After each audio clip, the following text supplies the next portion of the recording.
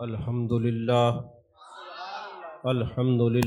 رب العالمین والعاقبۃ للمتقین والصلاة والسلام علی اشرف الانبیاء والمرسلین وعلی آلہ الطیبین واصحابہ الطاہرین اما بعد فاعوذ باللہ من الشیطان الرجیم بسم اللہ الرحمن الرحیم ورفعنا لک ذکرک قال اللہ تبارک و تعالی فی مقام آخر قل ان کنتم تحبون اللہ فاتبعونی یحببکم اللہ صدق اللہ العظیم و صدق رسولہ النبی الکریم الامین المکین الرؤوف الرحیم قال اللہ تبارک و تعالی فی شان حبیبہ مخبرا و آمرا ان اللہ و ملائکتہ یصلون علی النبی یا ایہا الذین آمنوا صلوا علیہ وسلموا تسلیما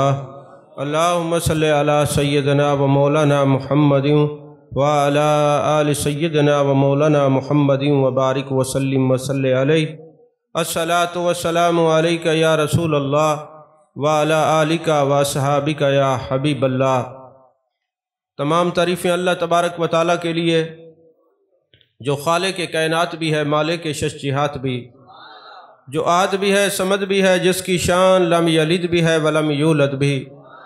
لا تعداد ہدیہ درود و سلام بارگاہ سید الانام، شفیع رحمت، والی امت، شاہ خوباں، جان جانا، شہنشاہ حسینہ، سید سروراں، سیاہ لا مکاں، تتمہ دوراں، سرخیل زہرہ جمالاں، رازدان ما اوہا، شاہد ما تغا، صاحب علم نشرہ، معصوم آمنہ، احمد مجتبہ، حضرت محمد مصطفیٰ صلی اللہ علیہ وآلہ وصحبہ وبارک وسلم کی دربار ناز میں اپنی عقیدتوں، ارادتوں، محبتوں کا خراج پیش کرنے کے بعد، عزیزان محترم، ربیع النور شریف کا مہینہ ہے اور ہر جگہ آپ کو نورانیت اور روحانیت نظر آ رہی ہے،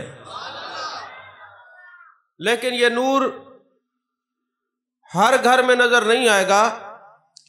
یہ نور اسی گھر میں نظر آتا ہے جہاں ذکر مصطفیٰ صلی اللہ علیہ وسلم کی مجلس لگتی ہے، جہاں آمد کا ذکر ہوتا ہے، کیونکہ جب میرے آقا کریم صلی اللہ علیہ وسلم اس دنیا میں تشریف لائے، آپ کا گھر نور علی نور ہو گیا۔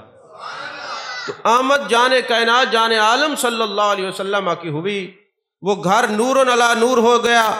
صوفیاء کہتے ہیں ذکر محبوب وصال محبوب است، کہ محبوب کا جو ذکر ہوتا ہے وہ محبوب کے دیدار کا درجہ رکھتا ہے۔ آج بھی جس گھر میں ذکر ہوتا ہے وہ گھر نور علی نور ہوتا ہے۔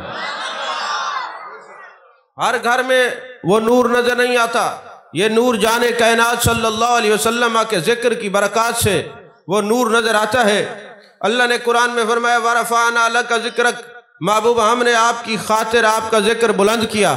اگر یہ وَرَفَعْنَا ذِكْرَكَ ہوتا تب بھی یہ جملہ مکمل تھا، مگر وَرَفَعْنَا لَكَ کیوں لگایا؟ محبوب آپ کی خاطر آپ کا ذکر بلند کیا۔ اللہ کے نگاہ علم میں تھا، کل لوگ کلمہ بھی پڑھیں گے، پھر کہیں گے تم جو والضحیٰ کے چہرے کی بات کرتے ہو، واللیل کی زلفوں کی بات کرتے ہو، ما زغ البصر وما طغیٰ کے کاجل والی آنکھوں کی بات کرتے ہو، علم نشرہ کے سینے کی بات کرتے ہو، طٰہٰ کے تاج کی بات کرتے ہو، نبی کے معجزات و کمالات کی بات کرتے ہو، یہ کہاں لکھا ہے؟ یہ جو ذکر کرتے ہو کہاں لکھا ہے؟ تو محبوب آپ کے قلب نازنین پہ بوجھ ڈالنے کی ضرورت نہیں، آپ کا رب ہے نا آپ کا ذکر بلند کرنے والا۔ وَرَفَعْنَا لَكَ ذِكْرَكَ، محبوب آپ کی خاطر آپ کا ذکر بلند کیا۔ کس نے کیا؟ اللہ نے کیا ہے۔ اور دوسرے مقام پہ فرمایا قُلْ إِن كُنْتُمْ تُحِبُّونَ اللَّهَ، جس نے یہ کہا کہ مجھے اپنے رب سے بڑی محبت ہے، جس نے دعویٰ کیا، اب یہ دعویٰ محبت اللہ نے فرمایا جو کہتے ہیں مجھے اپنے رب سے محبت ہے، دعویٰ کرتا ہے، اس کے لمبی زلفیں نہ دیکھ کے بھولنا، اس کی داڑیاں پگڑیاں دیکھ کے نہ بھولنا، بلکہ جو کہتا ہے مجھے اپنے رب سے بڑی محبت ہے، اب دعویٰ اس کا یہ ہے اور دعوے کی سچائی یہ ہے۔ محبوب ان سے فرما دیجئے فَاتَّبِعُونِی، میرے پیچھے پیچھے چلو، میری اتباع کرو، جب میری اتباع کرو گے یحببکم اللہ، پھر اللہ تمہیں اپنا محبوب بنا لے گا۔ دو چیزوں کا ذکر ملا کے کریں، ایک محبت رسول صلی اللہ علیہ وسلم کا اور محبوب علیہ السلام کے ذکر پاک کا۔ اللہ فرماتے وَرَفَعْنَا لَكَ ذِكْرَكَ، محبوب ہم نے آپ کی خاطر کے ذکر کو بلند کیا ہے۔ جب یہ آیت نازل ہوتی ہے، جان کائنات، جان عالم، مصطفیٰ جان رحمت صلی اللہ علیہ وسلم ارشاد فرماتے اے جبریل یہ بتا اللہ نے میرے ذکر کو بلند کیسے کیا ہے۔ وہ جو جوابات ہیں نا مختلف کتابوں کے اندر، وہ میں عرض کر رہا ہوں۔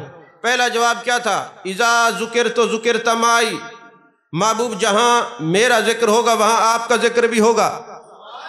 اور قاضی ایاز نے مالکی نے شفا شریف میں لکھا ہے جعلت من ذکر کا ذکری، محبوب ہم نے آپ کے ذکر کو اپنا ذکر کر دیا ہے۔ یہ قاضی ایاز کہتے جہاں محبوب علیہ السلام کے ذکر کی محفل ہو، مجلس ہو، وہاں اللہ دو ثواب عطا فرماتا ہے، ذکر خدا کا بھی ثواب دیتا ہے، ذکر مصطفیٰ کا بھی ثواب عطا فرماتا ہے، یعنی دو اذکار کا ثواب ملتا ہے۔ اور فرمایا جو بندہ محبوب علیہ السلام پہ درود پڑھتا ہے، جان کائنات جان عالم صلی اللہ علیہ وسلم کا ذکر کرتا ہے، جب قیامت کا دن ہوگا اس کا نام اعمال کھلے گا تو اس میں لکھا ہوگا کہ اس نے ساری رات اللہ کا بھی ذکر کیا ہے، رسول اللہ کا بھی ذکر کیا ہے۔ فرمایا دوسرا جعلتو ذکر کا ذکری، محبوب ہم نے آپ کو اپنا ذکر کر دیا ہے، آپ کو۔ الا بذکر اللہ تطمئن القلوب، یہ آیت آپ پڑھیں، اس کی جتنی تفسیریں آپ روح المعانی اٹھا لیں، روح البیان اٹھا لیں، یا آپ زرقانی کو پڑھیں، آپ کستلانی کو پڑھیں، آپ تفسیر بکری پڑھیں، آپ تفسیر ضیاء القرآن پڑھیں، تبیان القرآن پڑھیں، جتنی تفاسیر ہیں سب کے اندر یہ ہے ذکر اللہ سے مراد کیا ہے؟ انہوں نے کہا ذکر اللہ سے مراد میرے مصطفیٰ کریم صلی اللہ علیہ وسلم کی ذات بابرکات ہے۔ تو یاد رکھیے ذکر اللہ سے مراد محبوب علیہ السلام ہے، نعمت اللہ سے مراد محبوب علیہ السلام ہے، صراط مستقیم سے مراد محبوب علیہ السلام ہے، رحمت سے مراد جان کائنات صلی اللہ علیہ وسلم ہے، نعمت سے مراد جان کائنات صلی اللہ علیہ وسلم ہے، فضل سے مراد جان کائنات صلی اللہ علیہ وسلم ہے۔ یہ ساری باتیں یا آپ کو بخاری میں ملیں گی یا کتب تفسیر میں ملیں گی۔ نعمت سے مراد بھی آپ ہیں، رحمت سے مراد بھی آپ ہیں، ذکر سے مراد بھی آپ ہیں، نعمت سے مراد بھی آپ ہیں، فضل سے مراد بھی آپ ہیں، اور ہر جگہ آپ ہی آپ ہیں۔ اگر آپ نہ ہوتے تو یہ کائنات نہ بنتی، آپ نہ ہوتے تو یہ زمین و آسمان نہ بنتا۔ اور فرمایا امام فخر الدین رازی نے تفسیر کبیر میں فرمایا وَرَفَعْنَا لَكَ ذِكْرَكَ کا کیا معنی؟ فرمایا اللہ فرماتے ہیں محبوبہ ہر اس زبان پہ تیرا ذکر جاری ہوگا جو رب کی پسندیدہ زبان ہوگی، ہر اس دل میں تیری محبت ہوگی جو رب کا پسندیدہ دل ہوگا۔ اللہ فرماتے ہیں وَرَفَعْنَا لَكَ ذِكْرَكَ، تفسیر فخر الدین رازی لکھتے ہیں ہر زبان پہ ذکر مصطفیٰ جاری نہیں ہوتا، ہر دل میں محبت رسول نہیں آتی۔ زبان بھی وہی قبول جو اللہ کی بارگاہ میں مقبول ہے، رسول مقبول کا ذکر بھی اسی زبان میں آتا ہے، اور جو دل مقبول ہے رسول مقبول کی محبت بھی اسی دل میں آتی ہے۔ ہر زبان پہ جانے کائنات صلی اللہ علیہ وسلم کا ذکر جاری نہیں ہوتا، ہر دل میں محبت رسول نہیں ہوتی۔ یہی وجہ ہے میرے آقا کے صحابہ کتنا محبت کرتے ہیں۔ جب جنگ احد ہوا نا تو احد سے واپسی پر ایک صحابیہ کھڑی ہو گئی، قافلہ آتے پوچھتی ہیں میرے محبوب علیہ السلام کا حال بتاؤ، جانے کائنات جان عالم مصطفیٰ جان رحمت صلی اللہ علیہ وسلم کیسے ہیں؟ انہوں نے کہا تیرا خامند شہید ہو گیا۔ کہا میں نے خامند کا نہیں پوچھا، مجھے محبوب کی خبر دو۔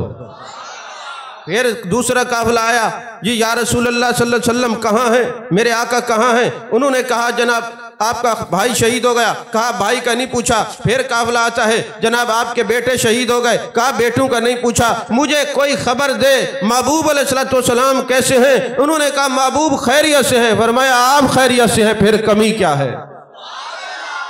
کیونکہ وہ جو دل ہیں صحابہ کے، میرے آقا نے فرمایا لوگوں اللہ نے مجھے اپنے لیے چنا ہے اور میرے صحابہ کو میرے لیے چنا ہے۔ اب محبوب فرماتے ہیں احبونی لحب اللہ وانا حبیب اللہ، میں اللہ کا محبوب ہوں اور مجھ سے محبت تم اس لیے رکھو کہ میرا رب بھی مجھ سے محبت کرتا ہے۔ اور پھر ارشاد فرمایا کہ اللہ نے مجھے اپنے لیے چنا اور صحابہ کو میرے لیے چنا۔ اب جو رب کا چناؤ ہوگا وہ کیسا ہوگا؟ جو رب کا چنا ہوگا وہ کیسا ہوگا؟ تو پتہ چلا جو محبوب علیہ السلام کے صحابہ ہیں وہ بھی میرے رب کا انتخاب ہیں، جو میرے مصطفیٰ کریم کی ذات ہے وہ تو ہے ہی محبوب ہے۔ وہ جان کائنات صلی اللہ علیہ وسلم کے جو اوصاف ہیں، کمالات ہیں، معجزات ہیں، تخت سکندری پر وہ تھوکتے نہیں، بستر لگا ہوا ہو جن کا تیری گلی میں۔ جو محبوب علیہ السلام کے در دولت پر جن کا تعلق جوڑ جائے وہ ادھر ادھر نہیں دیکھتے، توجہ ہے نہیں۔ محبوب کے صحابہ کا عالم یہ ہے کہ وہ ٹک ٹکی باندھ کر جلوہ جانا کو تکا کرتے، جو بھی صحابی بیٹھتا رخ محبوب کو تکتا، اور انداز کیا ہوتا؟ جب محبوب دیکھتے آنکھیں نیچے کر لیتے، اور جب محبوب اوپر دیکھتے، جب محبوب ان کو دیکھتے یہ آنکھیں نیچی کر لیتے، اور جب محبوب نگاہیں نیچی کرتے پھر یہ ٹک ٹکی باندھ کے جلوہ ودھا کی زیارت کرتے رہتے ہیں۔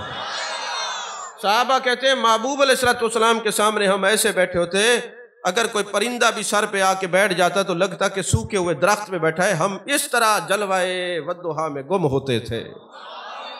تو جب ایک بات کہہ دیے کہ محبوب کا ذکر محبوب کے دیدار کا درجہ رکھتا ہے، تو جب بندہ ذکر میں جاتا ہے، اور پھر اصول کیا ہے؟ فَاذْكُرُونِي أَذْكُرْكُمْ، تم میرا ذکر کرو میں تمہارا ذکر کروں گا۔ یہ بندے اللہ کو کتنے پیارے ہیں جو اس کے مصطفیٰ اس کے محبوب کا ذکر سننے کے لیے آئے ہوئے ہیں۔ اور یہی تو بخاری مسلم شریف کے اندر، مسند احمد، نسائی، ترمذی، ابن ماجہ، کتنی کتب کے اندر یہ حدیث ہے کہ جب ذکر رسول کی مجلس میں کوئی آتا ہے نا، میرے محبوب فرماتے، جبریل امی فرماتے ہیں، ان اللہ یباہی بکم الملائکہ، محبوبہ یہ تیرے غلام تیرے آمد کے جلسے میں آ کے ذکر کے لیے آتے ہیں، یہ بیٹھتے زمین پہ اللہ عرش بری پہ ان پہ فخر فرماتا ہے۔ یہ محبوب علیہ السلام کے ذکر کی مجالس یہ بہت بڑی نعمتیں ہیں۔ یہ ایسے نہیں ہے، یہ نہ سمجھا کرو کہ یہ رواج ہے، یہ رواج نہیں ہے۔ یہ بھی نہ سمجھا کرو کہ رشتہ دار کی محفل میں جا رہے ہیں، یہ سمجھا کرو مدینے کے تاجدار کی محفل میں جا رہے ہیں۔ اپنے کنسیپٹ بہتر کرو، ہر جگہ کھانے پینے کو نہیں رکھتے، کہیں محبوب کی زیارت کو بھی رکھتے ہیں۔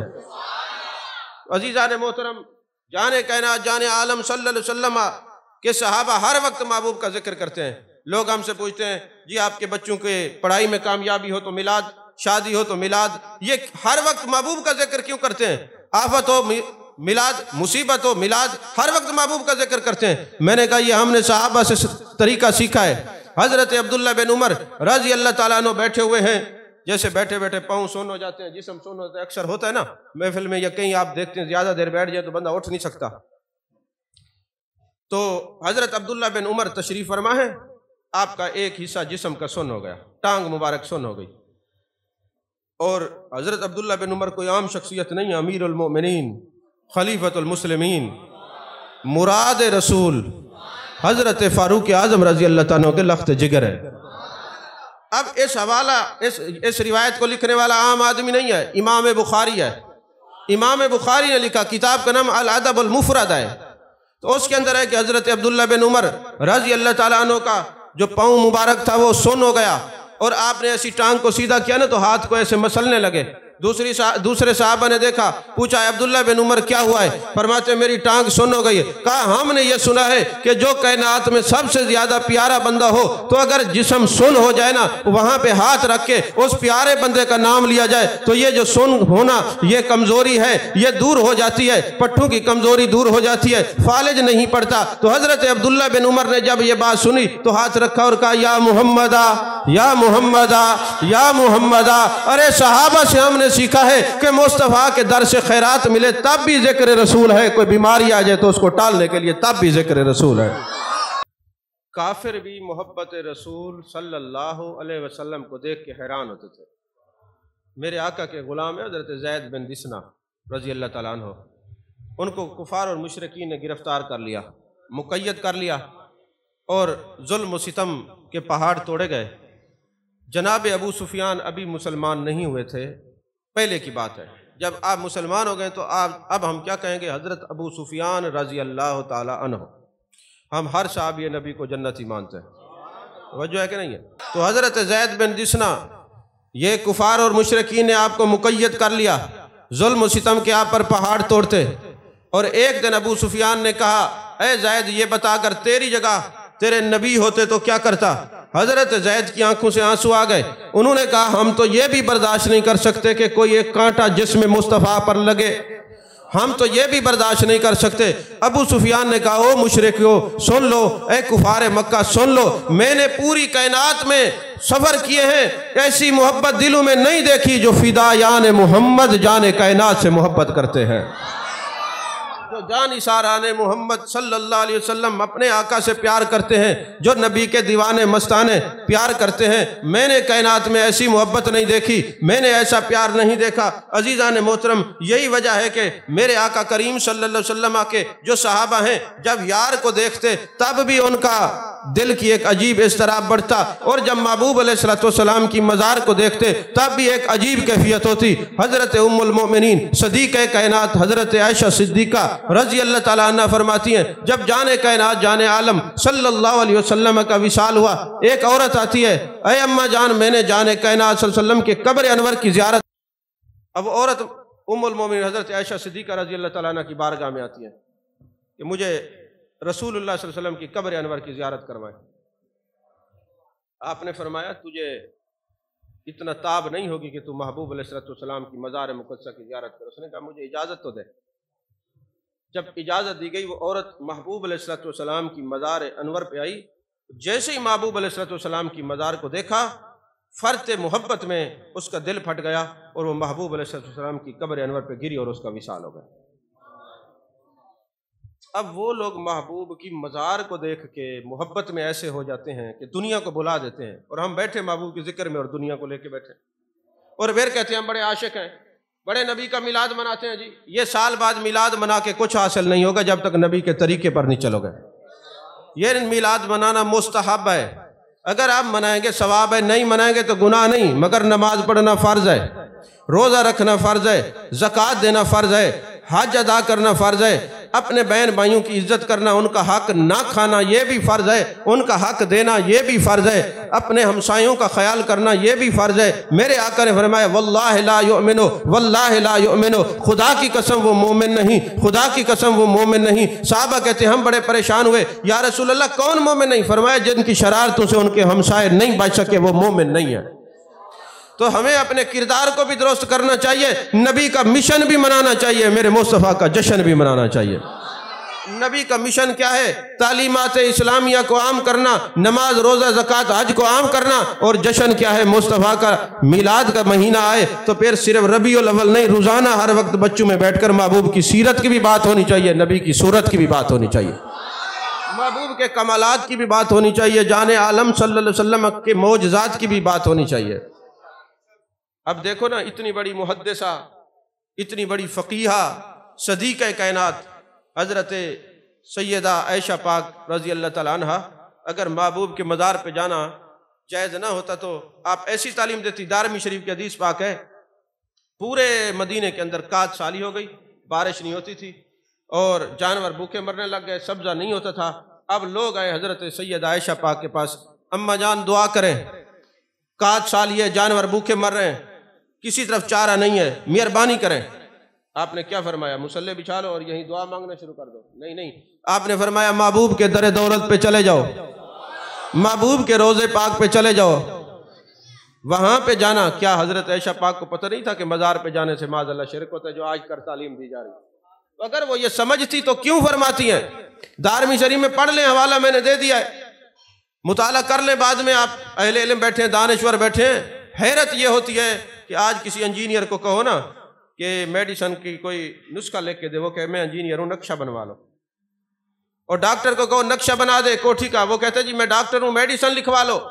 وہ اپنے شعبے سے ماہر ہے، اپنے شعبے سے نہیں ہٹتے۔ یہاں چائے والے کو دیکھو وہ مفتی، سبزی والے کو دیکھو وہ مفتی، جس کو چھیڑ کے دیکھو پتہ لگتا ہے وقت کا غزالی یہی ہے، پتہ نہیں انہوں نے کتنا پڑھ رکھا ہے، یعنی دین کو اتنا مذاق بنا لیا ہے۔ تو جب آپ کا بچہ بیمار ہو جائے، اللہ نہ کرے کوئی تکلیف ہو جائے، ایک ایک سے پوچھتے ہیں یار اچھا کارڈیالوجسٹ بتاؤ، یہ جناب بچوں کو تکلیف ہو گئی ہے، کوئی پلمونالوجسٹ بتاؤ، کوئی جناب اچھا ڈاکٹر میڈیسن کا پروفیسر بتاؤ۔ تو جب آپ اپنی جان کو بچانے کے لیے اچھے سے اچھا طبیب ڈھونڈتے ہیں تو ایمان کو بچانے کے لیے اچھے سے اچھا عالم بھی ڈھونڈا کریں، پھر مسئلہ پوچھا کریں۔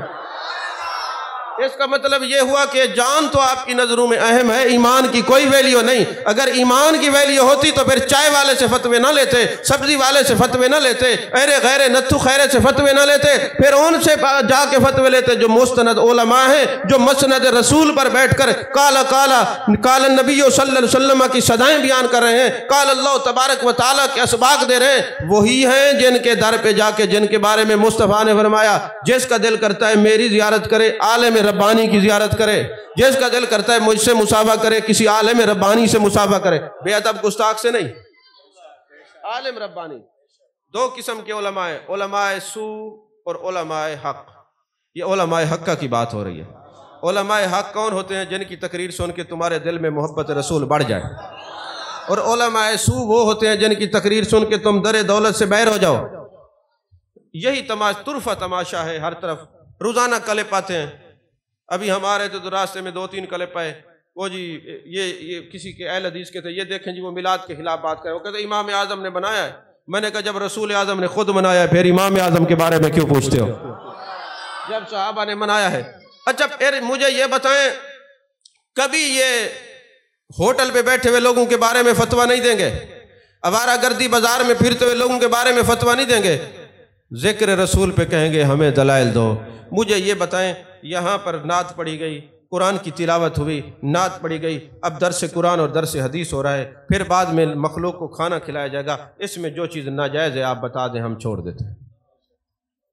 کیا تلاوت کلام مجید منع ہے؟ کیا نعت رسول مقبول صلی اللہ علیہ وسلم منع ہے؟ کیا درس قرآن درس حدیث صحابہ کا طریقہ نہیں؟ بخاری شریف میں حضرت عبداللہ بن مسعود رضی اللہ تعالیٰ عنہ نے جمعرات کا دن وقف کیا ہوا تھا، جمعرات والے دن آپ درس قرآن دیا کرتے تھے۔ یہی وجہ ہے کہ میرے آقا مسجد نبی میں آئے، سبحان اللہ کا حلقہ لگا ہوا ہے، فرمایا بہت اچھا کر رہے ہو، الحمدللہ کا حلقہ لگا ہوا ہے، فرمایا بہت اچھے کر رہے ہو۔ آگے چلتے گئے تو حضرت عبداللہ بن مسعود رضی اللہ تعالیٰ عنہ درس قرآن دے رہے تھے، میرے آقا جلوہ گر ہوئے، پوچھنے والے نے پوچھا یا رسول اللہ سارے تو ذکر کریں، ان میں اچھا کون ہے؟ تو آپ نے فرمایا انما انا بعثت معلما، اللہ نے مجھے معلم بنا کے بھیجا ہے، ان میں سب سے بہتر وہ ہیں جو درس قرآن میں بیٹھے ہیں، درس قرآن سن بھی رہے ہیں، دے بھی رہے ہیں۔ ہم یہیں بیٹھیں گے تو پتہ چلا یہ درس قرآن، یہ مجالس محبوب کو پسند ہے، فرمایا ہم یہیں بیٹھیں گے جہاں قرآن کی بات ہوگی۔ عزیزان محترم، میرے آقا کریم صلی اللہ علیہ وسلم کی زوجہ پاک ام المومنین حضرت عائشہ پاک رضی اللہ تعالیٰ عنہ کے پاس جب آئے، کہا سالی ہے، مہربانی کریں، کوئی کرم کریں، کوئی بتائیں۔ آپ نے فرمایا محبوب کے در دولت پہ جاؤ۔ اب یہ میری بات وہ سمجھیں گے جو عشق کے عین سے واقف ہوں گے۔ سمجھ آئی کہ نہیں ہے؟ یہ ہر بندے کو نہیں سمجھ آئے گی۔ یہ کم از کم نہ اس عاجز کی گفتگو میں بندہ وہ بیٹھے جو صرف سنے نہ بلکہ ساتھ ساتھ پرواز بھی کرے، تصورات اور تخیلات میں لے کے جائے۔ ہاں جی، جہاں پہ کوئی الٹ کام ہوگا ہم روکیں گے، یہاں پہ عورتیں مرد اکٹھے ہوتی تو ہم روکتے، بھئی ہم نہیں جاتے۔ لیکن جہاں صحیح بات ہوگی، اور یہ گلیاں روک پہ بھی میلاد نہ کرائے، یہ یاد رکھنا۔ بے شک آپ ناراض ہو جائیں پھر مجھے نہ بلائیں بعد میں، مجھے اس سے کوئی پرواہ نہیں ہے، گلیاں روک کے میلاد نہیں کروانا چاہیے۔ سمجھ آئی؟ ہاں، قریبی مسجد میں کروا لو، کوئی 4 دیواری والے پلاٹ پہ کروا لو، اپنے مکان کی چھت پہ کروا لو۔ اگر میں آپ کو یہ نہ بتاتا نا تو ہر گلی میں یہ روکا کے محفلیں شروع ہو جاتی، اور پھر میں نے قبر میں جانا ہے۔ میرے آقا کریم صلی اللہ علیہ وسلم اگر مجھ سے یہ پوچھ لیں تجھے نہیں پتا تھا بھئی رفع عام کو روک کے کوئی کام کرنا جائز نہیں ہے، تو نے ان کو بتایا، تو میں تو محبوب علیہ السلام کے سامنے شرمندہ ہو جاؤں گا کہ مجھے اتنے 21 سال 22 سال 23 سال پڑھنے کا کیا فائدہ؟ ایک چھوٹا سا مسئلہ میں، کیونکہ انہوں نے مجھے بلایا ہے نا، اگر میں ان کو مسئلہ بتا دوں گا تو پھر نہیں بلائیں گے، بے شک نہ بلائیں، لیکن گلی روک کے میلاد نہیں کروانا چاہیے۔ توجہ ہے کہ نہیں؟ اب آپ نہیں بولیں گے گلیاں روک کے میلاد نہ کروائیں، آپ قریبی مسجد میں محفل کروا لیں، گھر کی چھت پہ کروا لیں، اتنے سارے پلاٹ پڑے ہیں کسی پلاٹ میں کروا لیں، کیونکہ رفع عام کو روکنا یہ بہت بڑا گناہ ہے، یہ تو بہت بڑی گلی ہے۔ سورہ یوسف کی تفسیر پڑھیں، تفاسیر کے اندر ہے کہ ایک بلشت کسی نے روک کر امت کو تکلیف دی تو وہ قیامت والے دن جہنم کا توق بنا کے اس کے گلے میں ڈالا جائے گا۔ تو اگر محفل میلاد میں کوئی جاتا ہے لوگوں کے فروٹ اٹھا کے کھاتا ہے، غلط ہے۔ ناک پہ مکھی بیٹھے گی، ناک نہیں کاٹا جائے گا، مکھی اڑائی جائے گی۔ مسجد سے جوتیاں چوری ہوں گی تو مسجد کو تالا نہیں لگایا جائے گا، جوتی چوری ہونے کا بندوبست کیا جائے گا۔ جہاں غلطی ہوگی ہم کہیں گے یہ غلطی ہے، جہاں صحیح ہوگا ہم ساتھ کھڑے۔ عزیزان محترم، حضرت عائشہ صدیقہ رضی اللہ تعالیٰ عنہ فرماتی ہیں ان کو سارے چلے جاؤ محبوب علیہ السلام کے مزار منورہ پر، اور جو محبوب کے روزے کی چھت ہے نا اس کو تھوڑا سا سوراخ کر دو، پھر دیکھو کیا ہوتا ہے۔ ابھی آپ جائیں نا گنبد خضرا، اللہ کرے ہم سب کو اسی مہینے کی برکت سے گنبد خضرا کی زیارت نصیب ہو جائے۔ آپ دیکھیں گے کہ محبوب کے روزے پر، محبوب کے روزے کے دامن میں ایک لوہے کی پتری لگی ہوئی ہے، چادر مبارک لگی ہوئی ہے۔ ترکیوں کے دور تک یہ رواج تھا کہ جب بارش نہ ہوتی نا تو یہ اسی جگہ کو ہٹاتے، سورج کی روشنی اندر جاتی اور بارش برسنا شروع ہو جاتی۔ اب میں جہاں آپ کو لے کے جانا چاہتا ہوں، اللہ کرے میں آپ کو سمجھا سکوں اور لے جاؤں وہاں پر۔ اب وہاں پہ وہ حضرت سید عائشہ پاک نے فرمایا یہ چھت ہٹا دو۔ جیسے چھت ہٹائی گئی، سورج کا براہ راست رابطہ جانے کائنات کی مزار منورہ سے ہوا۔ تو میں نے بڑا تلاش کیا کہ وجہ کیا ہے، حضرت عائشہ پاک نے ایسا کیوں کہا؟ تو ایک صوفی کی کتاب سے مجھے جواب ملا جس کا نام امام تاج الدین سبکیہ، جس نے درود تاج لکھا ہے۔ یہ کہہ بھی ایسا ہی بندہ سکتا ہے اس کا جواب۔ کہا بات دراصل یہ ہے، میرے آقا زمین کے رسول، آسمان کے رسول، مکان کے رسول، لا مکان کے رسول، مسلم شریف میں اور سلت الی الخلق کافہ، جتنی چیزیں اللہ نے تخلیق کی ہیں سب کے رسول، چاند سورج کے رسول، آسمان کے رسول۔ تو بڑی مدت ہو گئی تھی آسمان کو قبر انور کی زیارت کیے ہوئے، جب چھت ہٹی تو یہ آسمان بھی محبت مصطفیٰ میں آنسو بہا رہا ہے، جو بارش کی صورت میں ہمیں میسر آ رہی ہے۔ یہ بھی آسمان کا عشق ہے میرے مصطفیٰ کریم سے۔ آقا کریم صلی اللہ علیہ وسلم کے ایک غلام ہے جن کا نام ہے ابو قرصافہ رضی اللہ تعالی عنہ۔ یہ عادت ڈالا کریں جب کسی ولی کا نام ہے تو کیا کہنا ہے؟ بولیے بولیے رحمت اللہ علیہ۔ اور جب کسی صحابی کا نام آئے تو، اور جان کائنات صلی اللہ علیہ وسلم کا نام آئے تو، اور اللہ کا نام آئے تو جل جلالہ۔ یہ عادت بنا۔ غیبت آتی ہے آپ کو، چغلی آتی ہے، چغل خوری آتی ہے، ادھر کی ادھر کی باتیں آتی ہیں، تو یہ جو کام ضروری ہے یہ بھی سیکھ جاؤ۔ توجہ ہے کہ نہیں ہے؟ تو حضرت ابو قرصافہ رضی اللہ تعالیٰ عنہ فرماتے ہیں میرے ابا جی فوت ہو گئے تو میں خالہ کے پاس رہتا تھا، میری اماں بھی خالہ کے پاس تھی۔ حالات ایسے تھے تو میری خالہ نے کہا ابو قرصافہ روزانہ میری بکریاں لے جایا کرو اور چرا کے آیا کرو۔ تو کہتے میں روزانہ ایک وادی میں جاتا اور بکریاں چراتا، تو ایک دن اچانک مجھے ایک حسین و جمیل شخص کی زیارت ہوئی، چہرے پہ انوار و تجلیات کی بارش ہے، اور حسین اتنے ہیں کہ میں تو کیا میری بکریاں بھی ان کے چہرے کو تکتی رہتی ہیں۔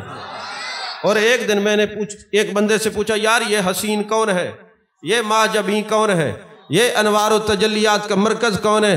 کہا تمہیں نہیں پتا، یہ والضحیٰ کے چہرے والے محبوب ہیں، طٰہٰ کے تاج والے محبوب ہیں، یاسین کے سیرے والے محبوب ہیں، علم نشرہ کے سینے والے محبوب ہیں، یہ منبع معجزات و کمالات والے محبوب ہیں۔ یہ تو وہی نبی ہیں جن کے صدقے یہ کائنات بنی ہے، یہ امام الانبیاء، یہ سید المرسلین، یہ امام الاولین والآخرین ہیں۔ کہتے اب میں محبوب علیہ السلام کو دیکھتا رہتا، بکریاں بھی دیکھتی رہتی، اور یہ جو ہجر ہوتا ہے نا، ہجر اور وصال، ہجر اور فراق ایک ایسا درد ہے یہ صوفی سمجھ سکتا ہے۔ اگر خواجہ فرید مقام ہجر میں ہو تو کہتا ہے اتھاں میں مٹھڑی نت جان ولب، وہ تو خوش وسدا وچ ملک عرب، توڑے دھکڑے دوڑے کھاندڑی ہاں، تیرے نام تو مفت وکاندڑی ہاں، تیرے باندیاں دی میں باندڑی ہاں، تیرے دردے کتیاں نال ادب۔ یہ ہجر ہے۔ یہ آج کے مرید نہیں ہے کہ ضرورت پڑی پھر نظر نہ آیا، شادی ہو گئی تو پھر دوبارہ نظر نہ آیا، مسئلہ حل نہ ہوا نہ نظر آیا، چاہے نہیں پوچھی گئی نظر نہیں آیا، ایس ایچ او کو فون نہیں پیر صاحب نے کیا پھر نظر نہیں آیا۔ نہیں، یہ تو مراد کے مرید ہیں۔ جو یار کے مرید ہوتے ہیں وہ جان دے دیتے ہیں پر در یار کو نہیں چھوڑتے۔ اللہ بچایا، اللہ پناہ دے آج کی پیری مریدی سے۔ عزیزان محترم، جب یہ مقام ہجر ہوتا ہے تو کیا کہتے ہیں؟ اتھمے مٹھڑی نت جان بلب، اس تو خوش وسدا وچ ملک عرب۔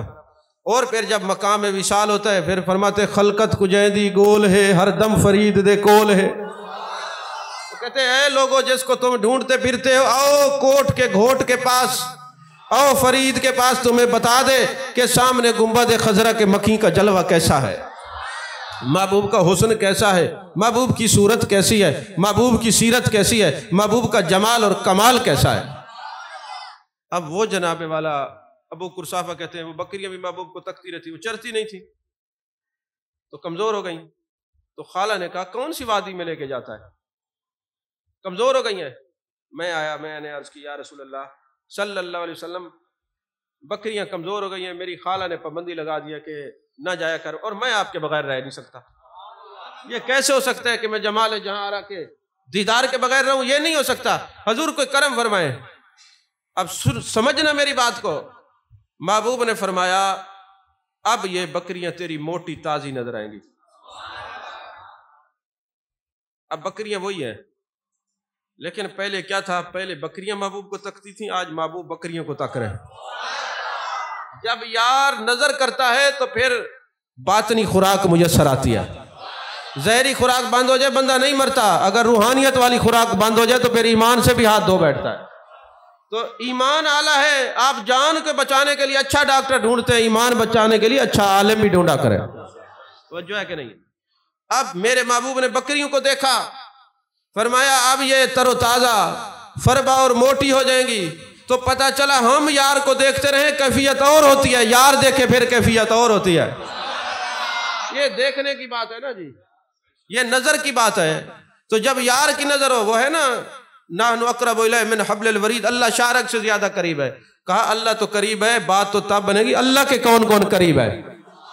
تو بکریاں جلوہ جہاں آرا کو تکتی تھیں، اب محبوب نے تکا تو شام کو جب میں گیا نا تو میری خالہ کہتی ہے ابو قرصافہ آج لگتا ہے کسی بڑی وادی سے ہو کے آیا ہے، بکریاں ایک دن میں اتنی موٹی تازہ ہو گئی ہیں، آئندہ وہیں جایا کر جہاں آج گیا تھا۔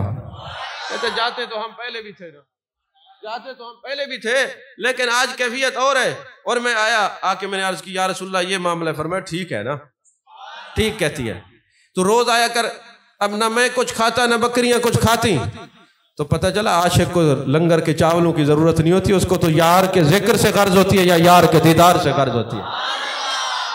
توجہ ہے کہ نہیں؟ انہوں نے دیکھ اٹھائی، آپ دیکھنے لگ گئے، اس لیے میں آپ کو یہاں لایا ہوں۔ عزیزان محترم، حضرت ابو قرصافہ رضی اللہ تعالیٰ عنہ عرض کرتے ہیں یا رسول اللہ روز آیا کروں گا، بکریاں بھی دیدار کرتی ہیں وہ بھی کرتے ہیں۔ ایک دن خالہ نے کہا اتنی تر و تازہ وادی ہے، آپ نے فرمایا خالہ وادی نہیں، وہاں جو ذات جلوہ گر ہوتی ہے وہ جہاں بیٹھ جائے سبزہ ہی سبزہ ہو جاتا ہے۔ عشق والو ایک اشارہ دے کے گزر جاؤں گا، اس بات کو کھولتا نہیں، کیمرے لگے ہوئے ہیں، ہر بات کیمرے کے سامنے نہیں کی جاتی۔ آپ جائیں نا مکے، کعبے کا جو غلاف ہے کس کلر کا ہے؟ تو بولو تو صحیح۔ جو مقام ابراہیم کا پتھر ہے وہ بھی کالے کلر کا ہے۔ اچھا جو حجر اسود ہے وہ اسود کا معنی ہی کالا ہے، اور جو صفا مروہ کی پہاڑی ہے وہ بھی، لیکن مدینے جاؤ تو گنبد خضرا بھی سبز، خضر اثر یہ خضرا نہیں ہوتا، یہ خضر ہوتا ہے، خضرا یعنی سبزہ۔ اب وہاں پہ سبز، گنبد خضرا بھی سبز، جالیاں بھی سبز، ہر جگہ سبزہ ہی سبزہ۔ کہا وجہ کیا ہے؟ تو اعلیٰ حضرت نے کہا وجہ یہ ہے کہ وہاں سے محبوب چلے ہیں، انہوں نے ہجر کا لباس پہنا ہوا ہے وہ بھی کالا، وہ ہجر کی وجہ سے جل جل کے کالے ہو گئے، اور یہاں سبزہ ہے، یہاں یار ہو وہاں سبزہ ہی سبزہ ہوتا ہے، برکت ہی برکت ہوتی ہے۔ اس لیے گنبد بھی خضرا، جالیاں بھی خضرا، اور ہر جگہ خضرا۔ یہ خضر علیہ السلام کو خضر اس لیے کہتے ہیں، آپ جہاں بھی پاؤں رکھتے ہیں آپ کی کرامت ہے، وہاں پہ سبز گھاس اگاتا ہے، اس لیے آپ کو خضر کہتے ہیں۔ تو یہ گنبد خضرا۔ اب وہ خالہ کہنے لگی وہ وادی کیسی ہے؟ کہا وہاں وادی والا ہی ایسا ہے، روز زیارت ہوتی ہے۔ خالہ نے کہا پھر مجھے بھی لے چل۔ تو جب خالہ کو لے کے آئے، انہوں نے ودعا کے چہرے پہ نظر ڈالی اور کہتی میں سیراب ہو گئی ہوں۔ کہا خالہ ہم بھی یہاں کچھ کھانے نہیں آتے، ہم تو ذکر یار اور دیدار یار سے لذت پاتے ہیں، پھر ہمیں بھوک نہیں لگتی۔ یہ بکریاں بھی کچھ نہیں کھاتی پیتی، یہ تو نبی کے نظر سے سیراب ہو جاتی ہیں۔ تو اگر ہم سب بھی اس نیت سے محبوب کی مجلس میں جایا کریں ذکر سننے کے لیے جائیں تو ہمارا دل بھی سیراب ہو جائے، نگاہ بھی سیراب ہو جائے۔ آخری بات، اور تقریر ختم، 5 منٹ اوپر ہو گئے، ابھی آگے بھی تقریر ہوگی، آپ نے بھی وہاں پہ حاضر ہونا ہوگا، یقینی سی بات ہے۔ تو حضرت خزیمہ محبوب علیہ السلام کے صحابی، آپ نے حدیث سنی ہے، میں جو نقطہ دینے لگا ہوں اس کو دل کی تختی پہ لکھیے گا اور تقریر ختم۔ حضرت خزیمہ رضی اللہ تعالیٰ عنہ کی جو گواہی ہے وہ 2 کے برابر ہے۔ اچھا 2 کے برابر کیوں ہے؟ آپ نے کیا ایسا کر لیا؟ حضرت ابو بکر صدیق گواہی دیں 1، حضرت فاروق اعظم گواہی دیں 1، سارے صحابہ گواہی دیں 1۔ اے حضرت خزیمہ رضی اللہ تعالیٰ عنہ، آپ پہ قربان جائیں، آپ نے کیا کیا ہے؟ آپ کی قیمت دگنا ہو گئی، آپ کی گواہی دگنا ہو گئی۔ اگرچہ درجے میں تو خلفائے راشدین ہیں، کائنات میں افضل البشر بعد الانبیاء بالتحقیق حضرت صدیق اکبر ہیں، میں نے صرف گواہی کے معاملے میں کہا ہے، وہ جو ہے نا گواہی کے معاملے کا ہے، افضل حضرت ابو بکر صدیق ہے، پھر حضرت فاروق اعظم ہے، پھر عثمان غنی ہے، پھر مولا علی ہے۔ اور مولا علی فرماتے جو مجھے ان سے افضل کہے وہ جھوٹ بولتا ہے، میں اس کو 80 کوڑے ماروں گا۔ تو ہمیں جو عقیدہ مولا علی نے پڑھایا ہے ہم اس کو مانتے ہیں۔ وجہ ہے کہ نہیں، یہ لڑائیاں اور کرتے ہیں، محبت والوں کو محبت سے فرصت ہو تو لڑائی کریں، یہ کسی کے اور کے ہمارے دامن میں لڑائی نہیں ہے، ہم جوڑنے والے ہیں، توڑنے والے ہیں۔ یہ گواہی کی بات کی ہے، باقی افضلیت عظمت حضرت خزیمہ کا اور خلفائے راشدین کا جوڑ نہیں ہے، ان کا درجہ تقابل نہیں ہے، مقابلہ نہیں ہے، حضرت خزیمہ کی گواہی ڈبل ہے بس۔ عظمت صدیق اکبر کی اعلیٰ، فاروق اعظم کی اعلیٰ، عثمان غنی کی اعلیٰ، مولا علی کی اعلیٰ رضی اللہ تعالی عنہم اجمعین۔ ہوا کیا ہے کہ میرے آقا کا سودا ہوا، ایک اونٹ کا یا گھوڑے کا، دونوں چیزیں موجود ہیں، سواری کا، جانور کا سودا ہوا۔ جب سودا ہوا نا تو تھوڑی دیر کے بعد اس یہودی کو زیادہ قیمت ملنے لگی، وہ مکر گیا، اس نے کہا سودا ہوا نہیں، کیونکہ جب سودا ہوا تھا نا اس وقت یا سرکار تھے یا وہ بیچنے والا تھا۔ اب سارے صحابہ بھی اکٹھے ہو گئے، لوگ اکٹھے ہو گئے مدینے کے بازار میں، اور وہ کہے جی سودا نہیں ہوا، محبوب فرمائے سودا ہوا ہے۔ آخر کار وہ بندہ کہنے لگا جی اگر سودا ہوا ہے تو گواہ لائیے۔ حضرت خزیمہ آگے بڑے، فرمایا میں قسم اٹھاتا ہوں، گواہی دیتا ہوں یہ سودا ہوا ہے، سودا ہوا ہے، سودا ہوا ہے۔ میرے آقا نے فرمایا خزیمہ تم تو نہیں تھے، تجھے کیسے پتا سودا ہوا ہے؟ یا رسول اللہ، آپ نے فرمایا اللہ ہے ہم نے مان لیا، آپ نے فرمایا جنت ہے ہم نے مان لی، آپ نے فرمایا دوزخ ہے ہم نے مان لی۔ آپ فرماتے گئے، ہم مانتے گئے، اب آپ کے فرمان پہ کسی دلیل کی ضرورت نہیں، میں گواہی دیتا ہوں۔ میرے مصطفیٰ خوش ہوئے، فرمایا جس مجلس میں کوئی اور ہوگا وہ ایک کی گواہی ایک کی ہوگی، جس مجلس میں حضرت خزیمہ ہوں گے ان کی گواہی 1 کی 2 کے برابر ہوگی۔ حدیث آپ نے سن لی، اب اس کا جو میں آگے آپ کو رزلٹ دینے لگا ہوں، حضرت خزیمہ کے الفاظوں پہ غور کیجئے۔ آپ نے فرمایا حضور بغیر کسی دلیل سے ہم آپ کو مانتے ہیں۔ قیمت کیا ہو گئی؟ دگنا۔ گواہی کتنی ہو گئی؟ تو تم بھی جب کوئی کہے ذکر کرتے ہو، نبی کی باتیں کرتے ہو، تو تم کو بغیر دلیل کے مانتے ہیں، بغیر دلیل کے ماننے والوں کی قیمت دگنا ہو جاتی ہے۔ بغیر دلیل کی عظمت مصطفیٰ کو مانتے ہیں، ان کی عظمتیں اور شانیں دگنا ہو جاتی ہیں۔ اللہ میری حاضری کو قبول فرمائے، یہ گلستان آباد رہے، جنہوں نے محفل سجائی ہے انہوں نے محفل مصطفیٰ کو آباد کیا، اللہ ان کے گھروں کو آباد فرمائے، آمین۔ وآخر دعوانا الحمدللہ۔